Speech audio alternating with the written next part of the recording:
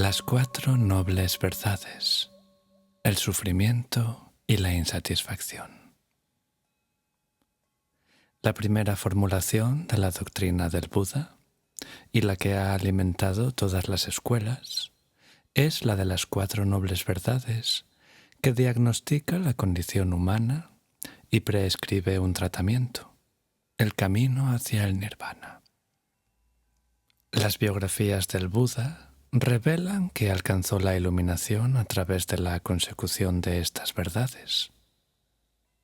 Las cuatro nobles verdades fueron el tema del primer sermón del Buda y suelen aparecer comentadas en los textos tempranos. La metodología médica de diagnosis, medicamento y tratamiento utilizada en la presentación de las cuatro nobles verdades contribuyó a otro de los calificativos del Buda, el gran médico. Su medicina es el Dharma, y la comunidad religiosa, el Sangha, es quien continúa administrando este tratamiento en su ausencia. La primera noble verdad, que la vida implica sufrir, dukkha, alerta a los budistas acerca de la inevitable experiencia de la existencia mortal, la enfermedad física y mental, la pérdida de los seres queridos, la degeneración corporal en la vejez y la muerte ineludible.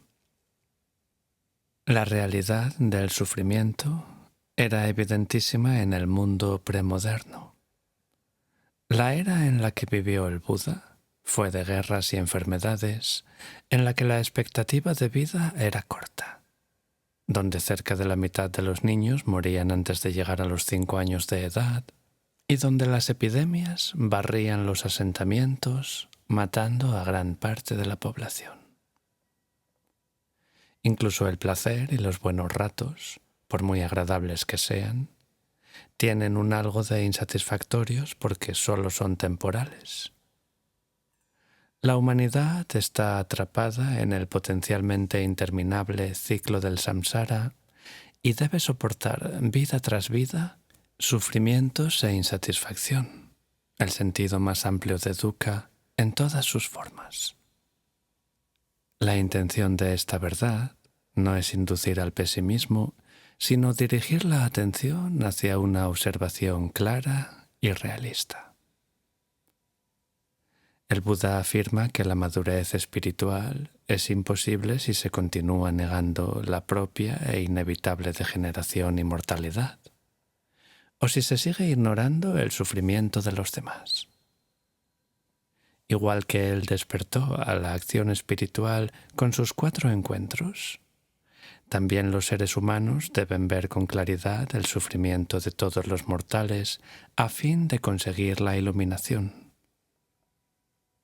La apropiada respuesta budista a la verdad del sufrimiento es aprovechar al máximo las oportunidades espirituales que conlleva el nacimiento humano y mostrar compasión o karuna y benevolencia, maitri, a fin de aliviar los sufrimientos que afectan a todos los seres.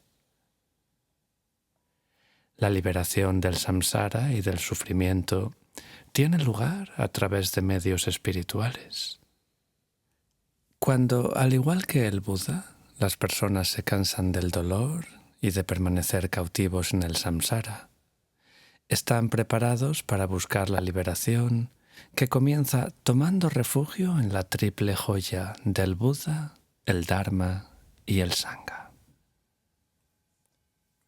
Shantideva, el erudito del siglo VII después de Cristo, expresa lúcidamente la alternativa a buscar una salida del samsara.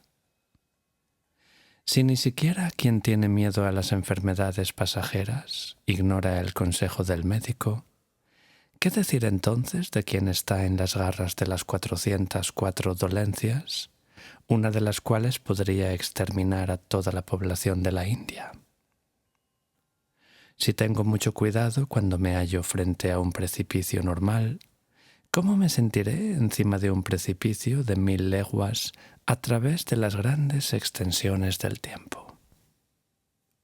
Entonces, la primera noble verdad resumida sería: el nacimiento es sufrimiento, la vejez es sufrimiento, la enfermedad es sufrimiento, la muerte es sufrimiento, el pesar y las lamentaciones, el dolor, la aflicción y la desesperación son sufrimiento. Estar asociado con lo desagradable es sufrimiento. La disociación respecto a lo agradable es sufrimiento. No conseguir lo que se quiere es sufrimiento. En definitiva, los 5 agregados o escandas del apego son sufrimiento. Y con esto pasamos al deseo y su cese. La segunda noble verdad afirma que la causa del sufrimiento es el deseo. El término utilizado es trishna, que literalmente significa ansia, sed, avidez, deseo. Implica que todos los seres humanos anhelen alimento, más del que necesitan biológicamente, posesiones, poder y sexo. El Buda afirmó que todos los problemas del mundo tienen su raíz en el deseo. Al igual que un narcótico adictivo se apodera de nuestras mentes y distorsiona nuestra comprensión, llevándonos a actuar por impulsos, algo que no hace sino garantizar la continuación de nuestro propio sufrimiento y el inevitable renacimiento en el samsara. En los tempranos textos budistas, el samsara se compara a un río desbordado, que arrastra a la humanidad hacia la miseria, la muerte y el renacimiento. Esta inundación viene causada por nuestro sometimiento al deseo, y las enseñanzas del Buda se comparan a la balsa en la que podemos refugiarnos, superar la corriente y alcanzar la otra orilla o nirvana. Un texto en Pali asegura que el deseo es parte tan integral de nuestro mundo que su poder primario configuró la evolución primitiva de la vida en la Tierra. Los primeros seres nacidos en la Tierra, dice el texto, eran seres inmateriales, hechos de mente, que disfrutaban de vidas largas y gozosas. Pero después de que uno de ellos probase una sustancia dulce que cubría la tierra, se sintió consumido por el deseo y ansió más sustancia. Los demás no tardaron en seguir su ejemplo y su luminosidad desapareció de inmediato. Sus cuerpos se tornaron sólidos y aparecieron las plantas y otras formas de vida comestibles. Finalmente, el deseo se hizo tan poderoso que las criaturas se dividieron en distintos sexos, empezaron a tener las relaciones sexuales y luego el robo, la mentira y otras acciones perjudiciales, lo cual ha llevado al mundo tal y como lo conocemos hoy. Aunque pueda parecer que el énfasis budista en el sufrimiento y el deseo implica cierto pesimismo acerca de la condición humana, la aparición periódica en el mundo de Budas perfectos que enseñan los medios de liberarse ellos implica optimismo en el potencial humano. El deseo es objeto de un cuidadoso análisis en los textos primitivos porque el Buda enseñó que cualquier deseo impediría alcanzar el nirvana. Su potencial para superar a los humanos se transmite mediante parábolas. Al igual que los insectos se ven atraídos por la luz de una vela y se lanzan a su muerte, los seres humanos se lanzan de cabeza empeñados en satisfacer sus apetencias y pasan por alto lo que realmente vale la pena. Los filósofos budistas identificaron 3 tipos principales de deseo: de placeres sensuales, de renacer y de no renacer más. Una forma sutil de anhelo final al que hay que renunciar en la búsqueda del nirvana. Pero también registraron formas sutiles de deseo, clasificándolas como visiones, sonidos, olores, gustos, estímulos táctiles y pensamientos. Los primeros budistas reconocieron, pues, la dificultad de seguir este ideal de acabar con el deseo. Buscaron un camino entre la vida sensual del príncipe en el palacio y el ascetismo extremo de sus años en el bosque. Para los budistas el cuerpo ha de mantener la vida y por ello debe ser respetado. Debe ser atendido, pero no amado. El deseo debe eliminarse, pero sin mutilar el cuerpo. Los budistas deben actuar, pero también cultivar ecuanimidad. Entonces, el enfoque en el deseo de la segunda noble verdad deja bien claro el énfasis del budismo en la renuncia y el desapego. El estilo de vida budista avanzado implica renunciar al mundo cotidiano de deseos en favor de la comunidad monástica. Se considera un refugio al sangha solo por esta razón. Ofrece a los individuos la oportunidad de vivir con sencillez y de perder sus deseos. También es un refugio en el sentido de que administra, en nombre del Buda, la buena medicina de su Dharma a la humanidad doliente. En los estadios de práctica avanzada, para realizar el objetivo final, hay que renunciar al deseo de aprender las enseñanzas del Buda e incluso el deseo de alcanzar la iluminación. Durante 2000 años, y tanto para monjes como para laicos, el ideal del desapego humano, calma y compasión, ha sido transmitido mediante imágenes del Buda. Una imagen correcta debe transmitir con cada parte del cuerpo del Gran Maestro el antídoto para el ansia desquiciada de la humanidad en su deseo constante de cosas y su exaltación compulsiva del ego. Los ojos deben mostrar desapego de los estímulos visuales. La boca debe sugerir comedimiento en el habla. Las manos del sabio deben comunicar ausencia de apego y su rostro indicar una total carencia de deseos, entre otras cosas. Entonces, como resumen, la noble verdad del origen del sufrimiento es esta. Radica en el ansia que produce la reexistencia y el redevenir, unidos mediante la codicia apasionada. Haya deleite ahora, aquí y luego allá, es decir, el ansia de placeres sensoriales, el ansia de existir y devenir, y el ansia de inexistir. El nirvana. La tercera noble verdad, que el cese del deseo a su vez implica el cese del sufrimiento, proporciona una concisa referencia al importante tema budista de la causalidad espiritual. La pauta cíclica de causa y efecto también puede invertirse y llegar a controlarse, permitiendo la posibilidad de la iluminación o nirvana. El budismo surgió a partir de la propia experiencia transformadora nirvánica del Buda y de su posterior deseo de ayudar a los demás a conseguir el nirvana por sí mismos. La propia palabra nirvana proviene del verbo sánscrito que significa enfriar soplando, y hace referencia a quien ha enfriado los enfebrecidos kleshas u obstáculos o venenos de codicia, odio e ignorancia, que crean karma y atan al individuo al samsara, el mundo del renacimiento y el sufrimiento.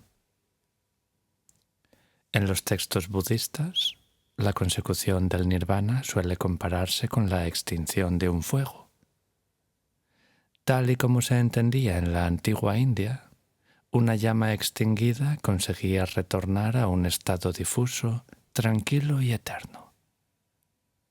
Nirvana conlleva asociaciones parecidas, aunque suele decirse que está más allá de todos los estados de existencia.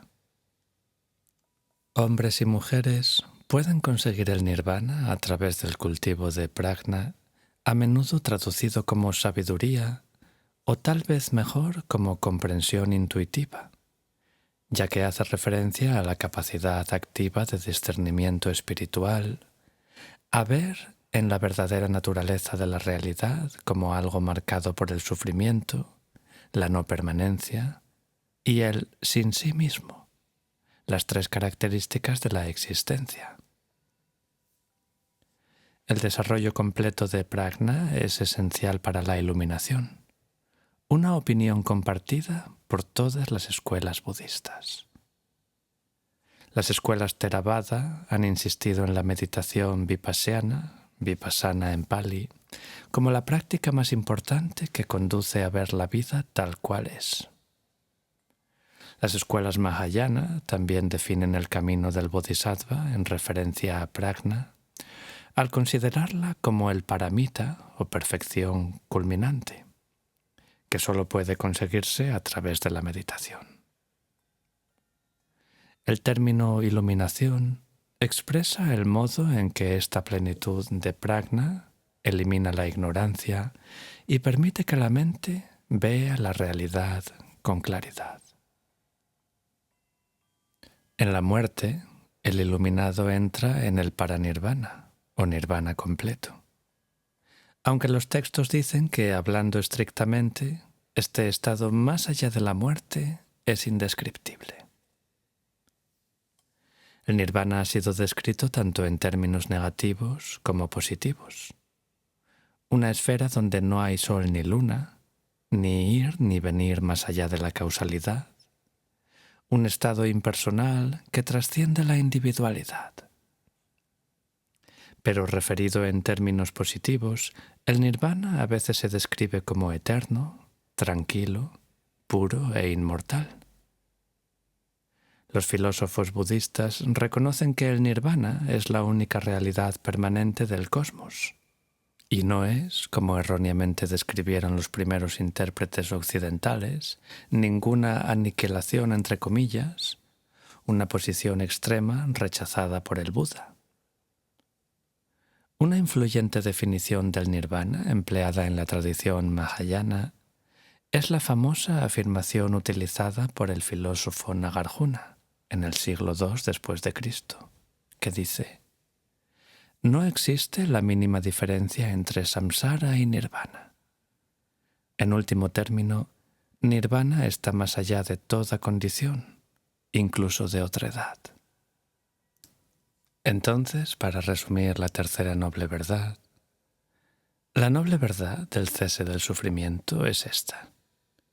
Radica en el cese total de esa misma ansia, en su abandono, en su renuncia, emancipándose uno de ella, desapegándose de ella. El óctuple noble sendero. La cuarta noble verdad proporciona la fórmula para la eliminación del deseo, el óctuple noble sendero. Los 8 ideales esquematizados en este concepto ofrecen una cura para el continuo ciclo de renacimiento, sufrimiento y muerte. Los ideales de óctuple sendero se dividen tradicionalmente en 3 categorías que señalan el camino progresivo hacia el nirvana: moralidad, palabra correcta, acción correcta, medios de vida correctos; meditación, esfuerzo correcto, atención correcta, concentración correcta; y el cultivo de prajna, sabiduría o comprensión intuitiva, comprensión correcta y pensamiento correcto. Al definir el óctuple sendero, el Buda rechazó 2 ideas que son fundamentales para otras religiones del mundo. Primera, no se cree ni existe relación alguna con un Dios creador trascendente que mantiene al mundo y de quien dependen las personas para su seguridad o salvación. Segunda, se rechaza la creencia de un alma inmortal por ser otro falso consuelo que, además, no soporta un análisis crítico. Alma, entre comillas, al igual que Dios, son considerados una proyección de la mente humana conducida por el deseo en su búsqueda de seguridad e inmortalidad. El Buda insistió en el óctuple sendero como una guía práctica orientada hacia la meta y urgió a sus discípulos a no enzarzarse en especulaciones ociosas o en el mero intelectualismo. En una famosa parábola, La flecha envenenada, describe el problema al que se enfrenta un hombre alcanzado por una flecha envenenada.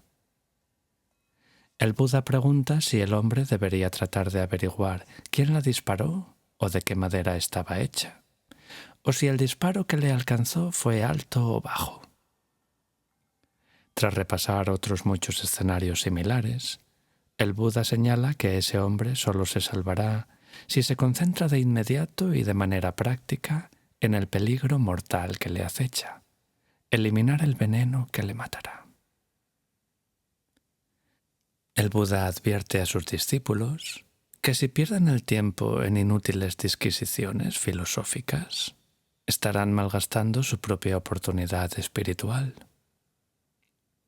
Por esta razón, el Buda enseñó a sus discípulos a ser maestros pragmáticos y a reconocer que existían muchos tipos distintos de personas, cada una de las cuales ocupaba una posición determinada por su karma.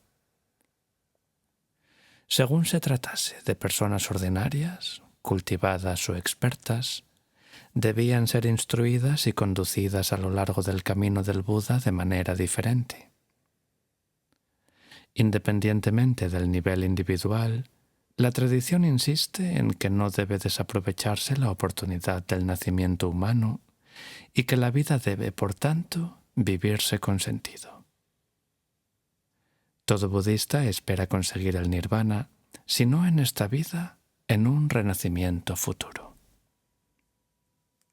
El Buda dijo que, mientras mi visión del verdadero conocimiento no fue perfectamente clara respecto a las 4 nobles verdades, no proclamé haber conseguido la perfecta iluminación. Según se progresa hacia ella, se va profundizando en la comprensión de las 4 nobles verdades mediante la meditación y la reflexión crítica. El mero conocimiento de los elementos del camino, por muy sofisticado que pueda ser intelectualmente, no es suficiente.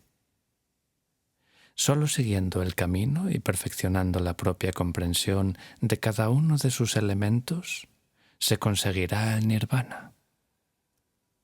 Entonces, para resumir la 4ª noble verdad, la noble verdad del camino que conduce al cese del sufrimiento es simplemente el óctuple noble sendero, es decir, comprensión correcta, pensamiento correcto, palabra correcta, acción correcta, medios de vida correctos, esfuerzo correcto, acción correcta y concentración correcta. En el próximo vídeo hablaremos sobre el camino del Buda, moralidad, meditación y sabiduría. Si te gusta lo que escuchas, considera suscribirte a este canal y darle a me gusta para ayudarnos a seguir creando contenido. También os queremos recordar que existen varias formas de apoyar al canal, ya sea a través de nuestro Patreon, Perlas de Sabiduría Milenaria, en el que disfrutarás de contenido exclusivo, a través de una aportación puntual mediante la plataforma Invítame a un café, y en los botones de gracias y miembros del canal que encontraréis debajo de cada vídeo. Podréis encontrar los enlaces directos en la descripción y en los comentarios fijados. Gracias por ser parte de nuestra comunidad.